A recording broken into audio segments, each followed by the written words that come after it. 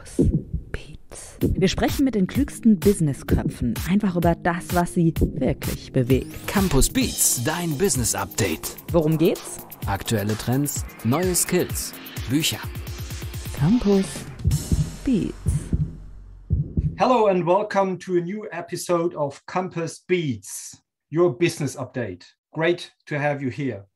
My name is Georg from the Campus podcast team, and I'm really happy to have Will Page in our show. Welcome, Will. Thank you very much. Denker, Sean. I am very honored to be here. It's a thrill. My first foreign language podcast. So, well, that's very cool because it's also a premiere for the Campus Beats. So it's the first English Campus Beats podcast being recorded. Well, entschuldigen bitte. Ich komme aus Schottland. Meine English is Scheiße. Maybe you have to cut this one out. Okay. No, you wrote a very interesting book, Tarzan Economics, and soon to be published in German with a rather English title, Disrupt.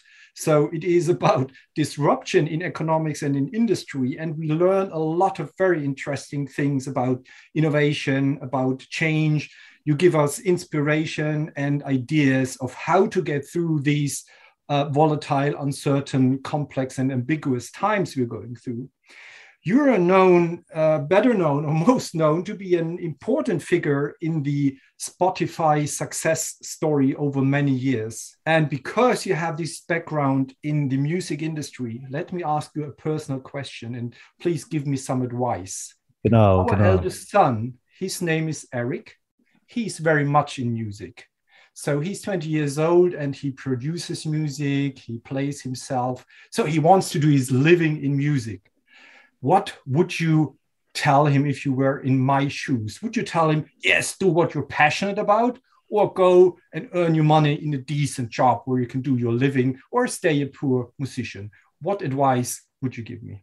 The key advice I would give your son is to borrow from his father, not to borrow from a bank. I think that's the most important economic analysis we can perform here because the interest rate is far more favorable and default issues are less likely to happen. I think the other thing is, from the book, I would jump straight to chapter 4 or principle number 4, which is called Make or Buy. And the purpose of that chapter is to pose a universal question that we all ask ourselves. Should I just go it alone or should I cede control to an intermediary? Now, in the context of music, this is, should I just give DistroKid 20 euros a year and upload my content, retain 100% ownership of the copyright and see 100% of the revenue, which is what so many people are doing today. I mean, I don't want to flood this podcast with statistics, but 21 million songs were released last year, 21 million.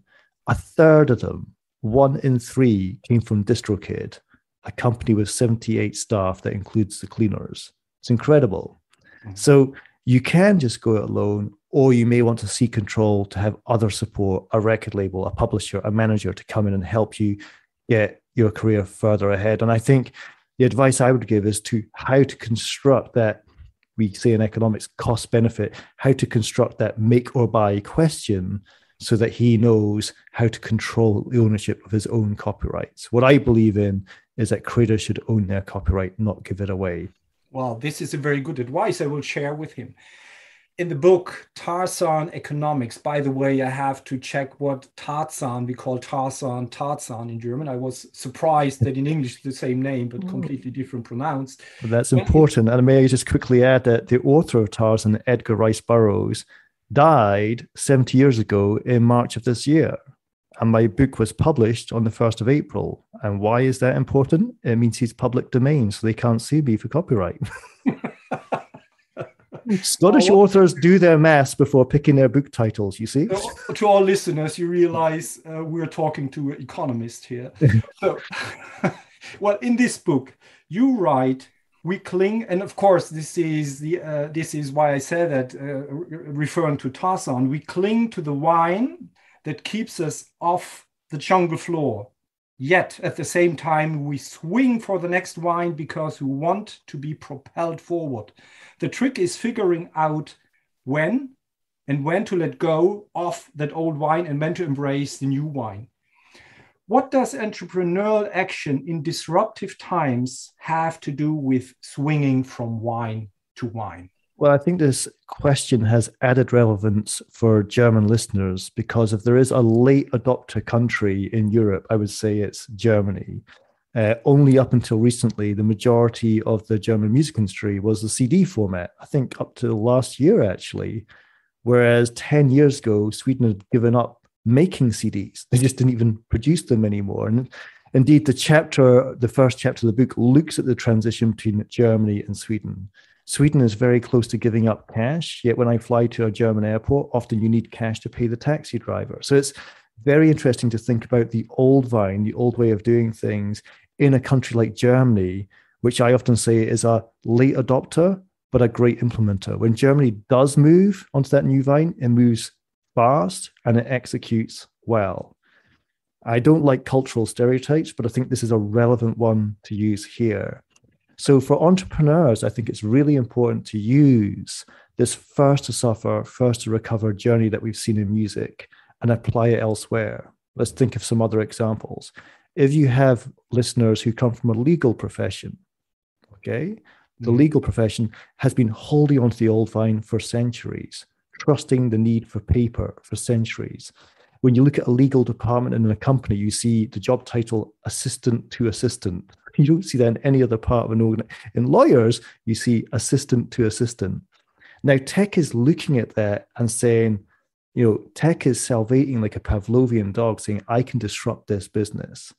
And it could happen at one extreme, which is let's just take the menial tasks of law and automate and perform that using machine learning, AI, and other software tools. So we don't need assistants to assistants, and we don't need assistants, and we don't need junior lawyers. At the other extreme, I know of tech companies in Silicon Valley right now, one with a very famous founder, whose stated intention is to scale his business without legal department. So it's happening. There is law without lawyers happening in the world today. There are AI contracts being signed without legal representation. And like with most things, the path that we will proceed in this one simple example is probably somewhere in the middle. But it's to stress wherever you look, you are staring at the Napster moment that music stared at back in 1999. It's happening. And because of the pandemic, it's happening faster than we ever predicted. Exactly. And you talk about those Napster moments in your book. Navigating disruption requires the confidence of knowing when to let go of old ideas. That's what you're saying, the wine, and when to grab the new ones.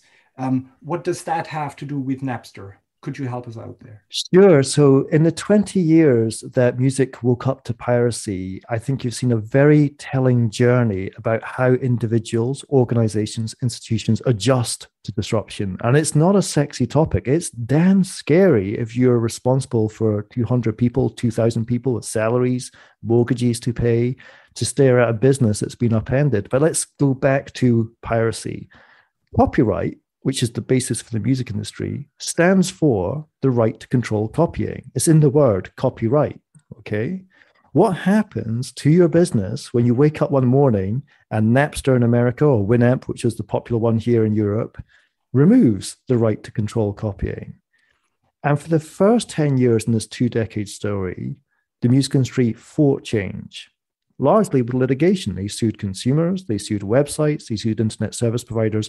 They spent millions on litigation. They lost billions in revenue. And that ratio is unsustainable. That old vine was going to let go of them. But the belief was there. If we hold on to this vine, the kids are going to come back to opening CDs and breaking their nails as they open the CD case. Last time you opened a CD case, you remember. They're going to go back to buying iTunes downloads. No, they're not. No, that's not happening. That old vine can't hold you off the jungle floor anymore. And I remember meeting Daniel Ek and the Spotify team way back in 2007, 2008. And we had the same consensus, which is with respect to music piracy, kids going to the internet to access any song they wanted. Music consumption was not the problem. Music monetization was. And in Scotland, we have an expression, and I really want to translate this into German, but I will not try. But you can take a horse to water, or you can take water to a horse. You can expect those kids to come back to your existing model, or you can wrap what they're doing into a new model. That is, build something that's better than stealing and watch them come. And to this day, I think we are now globally at around 500 million people are currently paying a recurring fee to access music. And let me finish by saying it always has been, and it always will be, voluntary to pay for music. We have 500 million people on this planet now offering a monthly fee for something they could always get for free. It's an incredible story of how the first 10 years we suffered, the second 10 years we recovered. And what I really want to do to readers of the book, regardless of where they come from, government, industry, individuals, is how do you avoid the suffering and get to that recovery? Sure. By the way, I think the German translation would be, der Prophet geht zum Berg und nicht der Berg zum Propheten. So the prophet goes to the mountain and not vice versa. So, however, Dankeschön. You have a background in economy and I have a background in psychology. So obviously my question is, when you say that, let the wine go when there's something happening, that the industry is changing, the environment is changing. But from a psychological point of view, when I build up over years as an entrepreneur, we talked about entrepreneurs, when you're an entrepreneur, you build up your own business model over years, you are successful, you earn a lot of money with it. And then, of course, it is a very rational approach as to say, just let go and try to grab that, let go something, your baby, let your baby go. How do you do that? It's a great question. And I don't want to sound like an armchair critic, saying it's easy to let go. It is not. I will give you an example from another industry. And I want to, throughout this conversation, really get out of the music echo chamber and show where this penetrates other parts of life. But if we look at the newspaper industry today, at least here in the UK and the US, I think in Germany, it will be the same in a few years' time. The best thing the newspaper industry could do today is, guess what? Stop selling newspapers. It's killing their business. It is killing their business is killing their business. And I have said this to CEOs of some of the biggest newspaper companies you know of, and I've received pushback and asked to explain myself. Now, I could explain myself with some boring argument based on marginal cost, the cost of physical distribution, the fact that a newspaper, let's say like The Guardian here in Britain, which is a left-leaning liberal paper, may want to distribute itself to left-leaning liberal cities like Edinburgh, Bristol, Brighton. It can't. It has to distribute to every city in the country. Otherwise, it doesn't get distribution. You don't need to be an economist to see how that is killing newspapers. The best thing newspapers could do is stop selling newspapers.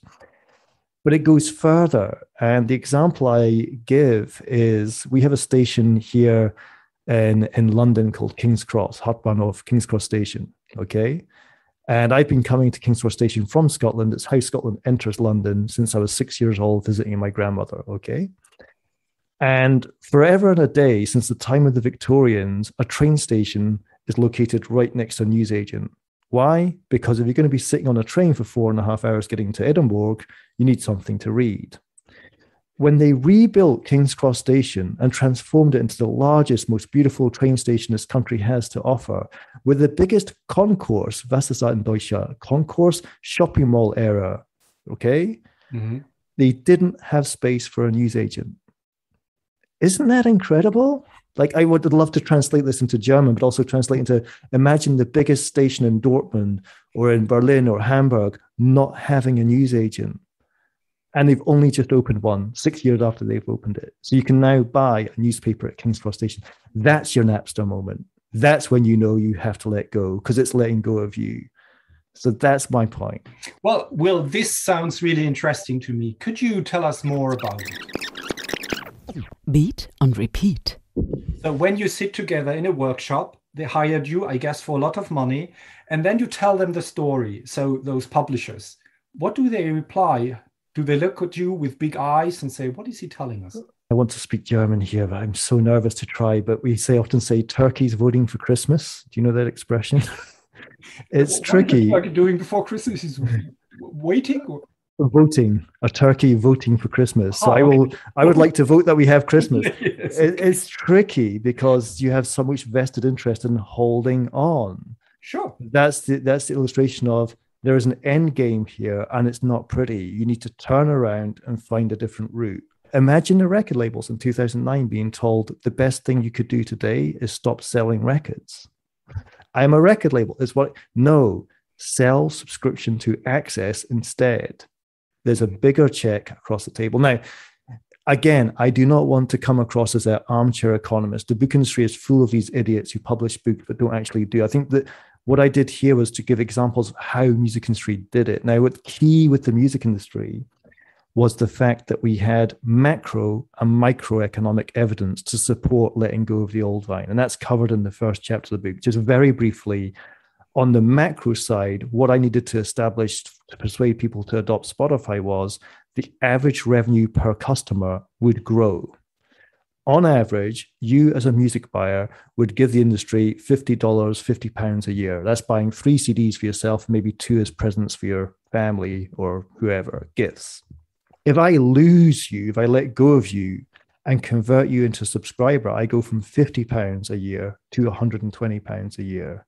The numbers add up. There's a risk, but the numbers add up.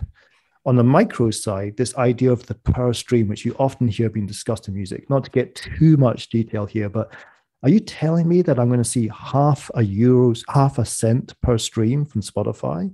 It makes no sense. Now, I give a very simple example of why the way it works makes sense. Very briefly, the most popular radio show in Britain today is the Radio 2 breakfast show. And as with Gamer in Germany, if your song is played on that radio show, the songwriter and artist get paid around about £150. So what's that? 180, 190 euros. A lot of money for one play. So I've got 200 euros here and half a cent per play from Spotify there. But the arithmetic you have to do in your head is the Radio 2 breakfast show gets to 8.3 million people. And if those 8.3 million people were to stream your song for half a cent each, it's 40,000 euros. So the microeconomics makes sense well. So the key thing is to get the macro and the microeconomics locked in place, then you've got the confidence to let go. And I stress every government institution, corporation, individual will find a macro and microeconomic vine they can build to make that process of swimming easier. At least I realize that your economic arguments are much more convincing than my psychological ones. You're just thinking that because you're a psychologist. There are companies who will buy into that. I think also because they understand the arguments you just brought, and others who are reluctant to do so. What needs to be there, that's what I want to say, what needs to be there so that they change their perspective, that they really say, well, Will is right, let's do it different. In a simple word, alignment. Was ist Alignment in Deutsch? Alignment. Well, alignment, I think we use it pretty much in German as well, in the meantime, in the business world. Ausrichtung. Alles clear. So, my parents told me the secret to a good marriage is that you want both your horses pulling the same plough in the same direction. A lovely farming analogy. In Schuldenbitte, I'm from the Scottish borders. We have more sheep than people in my village, so farming helps. But it's a very useful way to think about how do you get alignment? How do you get alignment with all the departments? And at least a third of every meeting I had at Spotify, and I think this goes for many tech companies, is spent doing alignment. Is legal aligned with marketing? Is marketing aligned with the artist services team? Is artist services aligned with the commercial licensing team that have to get the rights from the record label? Are we aligned? It's like going to your dentist to get your wisdom teeth pulled out without anesthetic. It's painful to establish alignment. But if you want to move, you need alignment. You need all your horses pulling the same plow in the same direction. If that German newspaper wants to move in a direction of, let's say, going into the Apple News bundle, for example, that's a risk that those people will be debating internally. You need alignment. And I just want to stress to your listeners, that doesn't come easy. That doesn't come cheap. It's damn hard to achieve, but it's worth climbing that mountain. Yeah, and maybe you need to have had some experiences before, maybe in parts of your business, that you learned that lection before and that you grab there is some truth. So we should move, because often I sit there and I see people looking, when I talk about the VUCA world and so on, looking at me with big eyes, and you can read in their minds which says, well, it might happen to others, but not to me. At least not as long as I get my payment from this company. Yeah. Yeah, just keep the salaries coming, steady the ship. Yeah, there was a company called Nokia in Finland. I don't know if you remember them, but they thought China couldn't make smartphones. Whoopsie. But still, you tell these stories, and still you see the big eyes, and you see, well, they don't want to believe. That's the point. I feel your question, and let me just try and build this out further, because I think where you're taking it is a valuable place for your audience, which is to not overlook or underprice the educational value of experimentation. Like I've had companies say, we don't need an app. That's a classic thing that an old mindset would have. Like, why do we want to be on the App Store? We don't need an app. We're doing fine just as it is. People, there's a party over there, and it's called an App Store, and you're not invited. So get yourself into that party.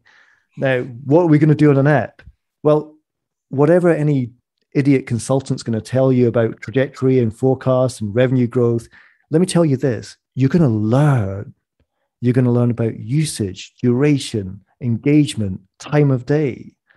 Now, what are you going to do with the educational value of experimentation that you couldn't do without that education? You're going to build on it.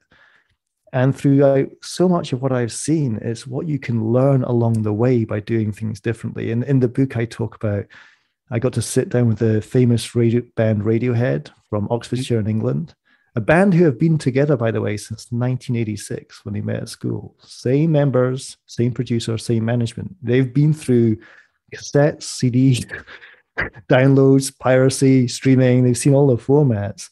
But it's just, what did they learn when in 2007 they took the bold decision to put out the album In Rainbows by themselves as a tip jar model? What did they learn when they offered to distribute to the fan directly a £45 deluxe box set offer? What did they learn when they at last put the entire album on iTunes unbundled that you would never have learned by holding onto the old vine? That betters yourself. You have now connected with your fans. That was 2007. And I still see many people, many companies, many governments not wanting to learn along the way. And I think that's the real thing, is the flywheel of education that happens through experimentation, through capturing that new vine. It's huge. Cannot be underpriced. You cannot price what is priceless. Yeah. And the music industry definitely learned its lesson. Massive. We have a business now that's recovering even faster. Bigger numbers tend to grow at slower rates. The half-year numbers for the American music industry showed growth of 26%, the highest percentage growth rate in my living history. So bigger numbers are growing at bigger rates. And the incredible thing is not just our revenues growing, but we know how content is being consumed. In the book, I talk about the 1990s, where they used to buy and sell CDs by the weight of pallet. This is cocaine capitalism at its best, right? This is where we're taking helicopters to our private jets. But literally, I come up to you and say, I have a pallet of CDs here for you. Your first question would not be, was ist das? What is on that pallet of CDs? Your first question was, how much does it weigh? Well, 30 kilos. I'll give you this much. Shania Twain, Texas, it's all going to sell. Travis, who I know are huge in Germany, fine Scottish band, it's all going to sell. Just how much does it weigh? How much data and analytics is selling a CD by the weight of pallet? Now we have all this analytical consumption data that we can build on and keep this business growing further. Who knew of Peloton 4 years ago? Peloton now is a serious account holder to the music industry. And we're learning about how people get fit with music. Guess what we're going to build tomorrow? You were in the center of transformation of the music industry right when it happened, right? So what was it like to be there at Spotify at that time? What was it kind of experience for you? Eine Frage bitte. Can you translate for me the one-eyed man in the kingdom of the blind? Okay, ja. Der Einäugige ist der König unter den Blinden. So it's a slightly sexist expression, but it's an old one. But I like that. And I have to just admit to your listeners, I am partially sighted. I'm blind in the left eye. So it doesn't actually work for me. So I was the one-eyed man, and I'm also partially sighted. But still, you're one economist in a sea full of lawyers. This is a key point. You have a legal mindset of black and white, and you have the economist mindset of there's actually a lot of gray here. So watching the transition take place, it was just ironic and sometimes hilarious watching how these two different mindsets work. I'll give you a very quick example. in the fight against piracy, the war against piracy. Well, personally, I always remember I like to write comedy, and my favorite comedian was Bill Hicks. And he had this great line where he quoted George Bush Sr. He said, "Ladies and gentlemen, we are losing the war on drugs." And Bill Hicks made the observation of, do you understand what that implies? There's a war going on, and the people on drugs are winning it. They're stoned, but they're smart. But we were losing the war of piracy, and they invented 3 strikes and you're out, which essentially meant if I caught you involved in piracy 3 times, I would take you off the internet, and that would grow digital sales. Dumb kid in the classroom has to raise his hand and say, "Excuse me, but how are you going to grow digital sales if they're disconnected from the internet?" Because I'll teach them a lesson, but they won't be on the internet, so they can't buy any iTunes songs. Doesn't matter. It's like another example, like they had an anti-piracy campaign that they showed at cinemas. They spent millions on this, like an anti-piracy campaign. And I know this happened in Germany. I've seen them often. Sorry, stop, halt. This cannot go on. Why are you sending an anti-piracy message to the people who pay to see films in cinemas? A, that's not your audience because they're the law-abiding citizens who pay to watch copyrightable content. And B, you just told them about this great thing called piracy where they can get their movies for free. I mean, you're digging yourself into a grave far faster than you needed to. So I just want to really get your listeners to appreciate if you have a profession in your business which dominates the dialogue. In music, it was lawyers. I'm sure in construction, it will be engineers. You can imagine there'll be that one dominant profession, and you're a psychologist. You know about this. If you allow the door to open for other professions to come in, do not crowd out their thoughts. We can touch on diversity and inclusion here, which is diverse cognitive thinking and inclusion to make sure all voices are heard. So I was just one lonely economist in a sea full of lawyers, but I had to get that voice heard. So these legal representatives would understand there's a different way to get out of this mess. Ladies and gentlemen, this was Will Page, a very experienced and transformative Scottish thinker. Thank you, Will, for being here. So you find more of those wonderful podcasts at www.campus.de, books and more interesting episodes. So thank you, Will. It was very enlightening. It was really fun talking to you. Well, thank you. And may I wrap the podcast up with a joke, please? Please go ahead. Okay, so I was invited to address the Reeperbahn conference in the wonderful city of Hamburg in 2015. And I addressed the audience, several thousand people in the room, in German, which is a challenge for me. I love the country. I love visiting the country. I spent many years in the city of Düsseldorf, where you don't ask for a Kolschbier, otherwise you're told to leave or told to get yourself out of the River Rhine. But I wanted to make an observation that the Reeperbahn Festival was becoming more international. There was German panels and keynotes. There was English panels and keynotes. And I noticed, and again, speaking in German to this huge televised audience, that German people are far more patient in conversation than us Brits. German people will listen to everything you have to say before replying. Whereas us Brits, we'll cut you up halfway and finish the sentence for you. I said, is this a stereotype that German people are more polite and well-mannered and British people are more rude and interruptive? 9. It's because you guys put the verb at the end, which means I really want to disagree with you. I just don't know what the fuck you're going to say. Great. Will Page, thank you very much. And thank you, Sean. Looking forward next time we meet. Thanks. Bye-bye. Thank you so much. Bye-bye. Campus Beats.